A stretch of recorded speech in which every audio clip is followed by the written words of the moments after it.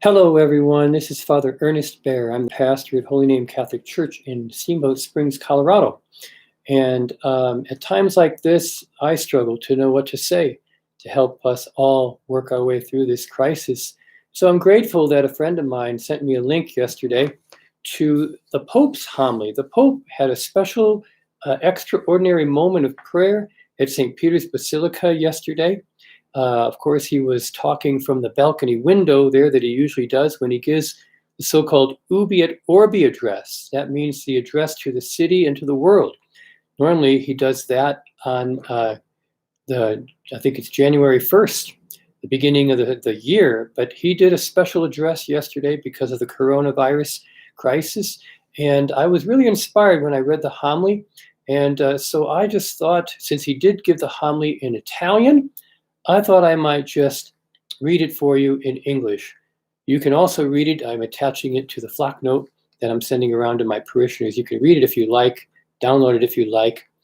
But I just thought you might prefer just to listen to it. And so I'm inspired by the teachings of our chief shepherd over in Rome, Pope Francis. And he's with me over here on my left shoulder, as you can see. And so I just thought I would share with you his words from last night when he spoke from the window overlooking St. Peter's Piazza about our current crisis and giving us some inspiration during this time. He decided to begin his address by reading from Mark's Gospel, chapter 4, verse 35 to 41. And so I'll read that for you now. On that day, as evening drew on, he said to them, "Let us cross to the other side." Leaving the crowd, they took him with them in the boat, just as he was, and other boats were with him. A violent squall came up, and waves were breaking over the boat, so that it was already filling up. Jesus was in the stern, asleep on the cushion. They woke him and said to him, "Teacher, do you not care that we are perishing?" He woke up, rebuked the wind, and said to the sea, "Quiet, be still." The wind ceased, and there was great calm. Then he asked them, "Why are you afraid? Have you no faith?" They were filled with great awe and said to one another, "Who then is this, whom even wind and sea obey?"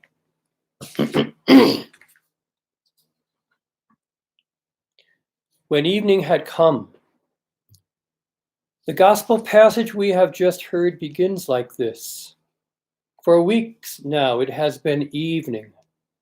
Thick darkness has gathered over our squares, our streets, and our cities. It has taken over our lives, filling everything with a deafening silence and a distressing void that stops everything as it passes by. We feel it in the air. We notice it in people's gestures. Their glances give them away. We find ourselves afraid and lost. Like the disciples in the gospel, we were caught off guard by an unexpected, turbulent storm. We have realized that we are on the same boat, all of us fragile and disoriented, but at the same time, important and needed. All of us called to row together, each of us in need of comforting the other. On this boat are all of us. Just like those disciples who spoke anxiously with one voice, saying, "We are perishing." We, too, have realized that we cannot go on thinking of ourselves, but only together can we do this. It is easy to recognize ourselves in this story. What is harder to understand is Jesus' attitude. While his disciples are quite naturally alarmed and desperate, he remains in the stern, in that part of the boat that sinks first. And what does he do? In spite of the tempest, he sleeps on soundly. trusting in the Father. This is the only time in the Gospels we see Jesus sleeping. When he wakes up, after calming the wind and the waters, he turns to the disciples in a reproaching voice. Why are you afraid? Have you no faith? Let us try to understand. In what does the lack of the disciples' faith consist, as contrasted with Jesus' trust? They had not stopped believing in him. In fact, they called on him. But we see how they call on him. Teacher, do you not care if we perish? Do you not care? They think that Jesus is not interested in them, does not care about them. One of the things that hurts us and our families most when we hear it said is, do you not care about me? It is a phrase that wounds and unleashes storms in our hearts. It would have shaken Jesus too, because he, more than anyone, cares about us. Indeed, once they have called on him, he saves his disciples from their discouragement. The storm exposes our vulnerability and uncovers those false and superfluous things around which we have constructed our daily schedules, our projects, our habits, and priorities. It shows us how we have allowed to become dull and feeble the very things that nourish, sustain, and strengthen our lives and our communities. The tempest lays bare all our prepackaged ideas and forgetfulness of what nourishes our people's souls. All those attempts that anesthetize us with ways of thinking and acting that supposedly save us, but instead prove incapable of putting us in touch with our roots and keeping alive the memory of those who have gone before us. We deprive ourselves of the antibodies that we need to confront adversity. In this storm, the facade of those stereotypes with which we camouflaged our egos, always worrying about our image, has fallen away, uncovering once more that blessed common belonging of which we cannot be deprived, our belonging as brothers and sisters. Why are you afraid? Have you no faith? Lord, your word this evening strikes us and regards us, all of us. In this world that you love more than we do, we have gone ahead at breakneck speed, feeling powerful and able to do anything, greedy for profit. We let ourselves get caught up in things that lured and to be lured away by haste. We did not stop at your reproach to us. We were not shaken awake by wars or injustice across the world, nor did we listen to the cry of the poor or of our ailing planet. We carried on regardless, thinking we would stay healthy in a world that was sick. Now that we are in a stormy sea, we implore you, wake up, Lord. Why are you afraid? Have you no faith? Lord, you are calling to us, calling us to faith, which is not so much believing that you exist, but coming to you and trusting in you. This Lent, your call reverberates urgently. Be converted. Return to me with all your heart. You are calling on us to seize this time of trial as a time of choosing. It is not the time of your judgment, but of our judgment. A time to choose what matters and what passes away. A time to separate what is necessary from what is not. It is a time to get our lives back on track with regards to you, Lord, and to others. We could look to so many exemplary companions for the journey who, even though fearful, have reacted by giving their lives. This is the force of the Spirit, poured out and fashioned in courageous and generous self-denial.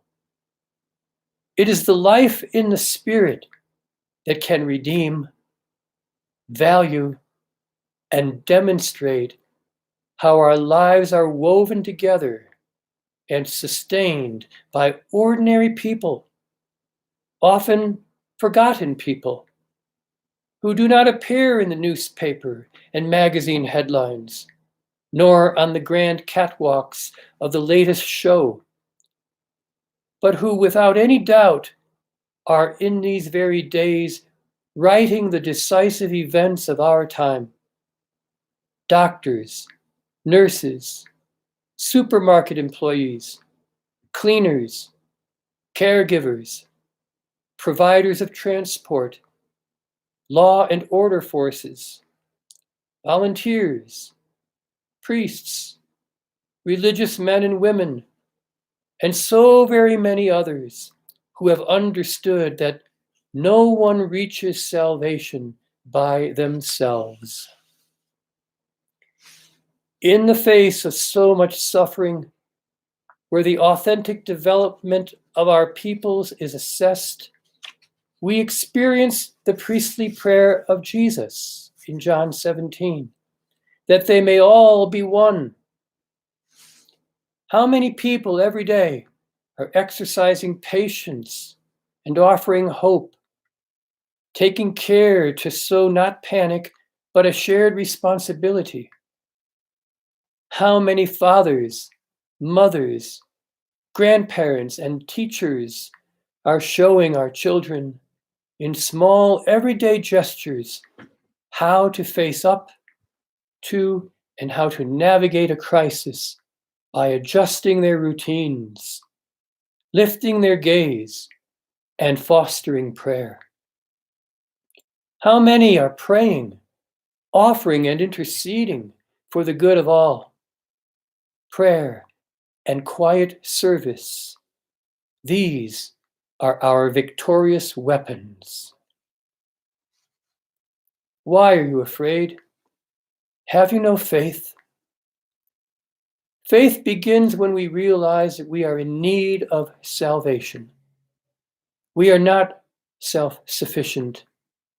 By ourselves we flounder. We need the Lord, like ancient navigators needed the stars. Let us invite Jesus into the boats of our lives. Let us hand over our fears to him so that he can conquer them. Like the disciples, we will experience that with him on board, there will be no shipwreck. Because this is God's strength, turning to the good everything that happens to us, even the bad things. He brings serenity into our storms, because with God, life never dies. The Lord asks us, and in the midst of our tempest, he invites us to reawaken and to put into practice that solidarity and hope capable of giving strength, support, and meaning to these hours when everything seems to be floundering. The Lord awakens so as to reawaken and revive our Easter faith. We have an anchor. By his cross, we have been saved. We have a rudder. By his cross, we have been redeemed. We have a hope. By his cross, we have been healed and embraced, so that nothing and no one can separate us from his redeeming love. In the midst of isolation, when we are suffering from a lack of tenderness and chances to meet up, and when we experience the loss of so many things, let us once again listen to the proclamation that saves us. He is risen and is living by our side. The Lord asks us from his cross to rediscover the life that awaits us, to look towards those who look to us, to strengthen, to recognize, and to foster the grace that lives within us. Let us not quench the wavering flame that never falters. Let us allow hope to be rekindled. Embracing his cross means finding the courage to embrace all the hardships of the present time, abandoning for a moment our eagerness for power and possessions in order to make room for the creativity that only the Spirit is capable of inspiring. It means finding the courage to create spaces where everyone can recognize that they are called, and to allow new forms of hospitality, fraternity, and solidarity. By his cross, we have been saved in order to embrace hope and let it strengthen and sustain all measures and all possible avenues for helping us protect ourselves and others. Embracing the Lord in order to embrace hope, that is the strength of faith, which frees us from fear and gives us hope. Why are you afraid? Have you no faith? Dear brothers and sisters, from this place that tells of Peter's rock-solid faith, I would like this evening to entrust all of you to the Lord. Through the intercession of Mary, health of the people, and star of the stormy sea. From this colonnade that embraces Rome and the whole world, may God's blessing come down upon you as a consoling embrace. Lord, may you bless the world, give health to our bodies, and comfort our hearts. You ask us not to be afraid, yet our faith is weak and we are fearful. But you, Lord, will not leave us at the mercy of the storm. Tell us again, do not be afraid. And we, together with Peter, cast all our anxieties onto you, for you care about us.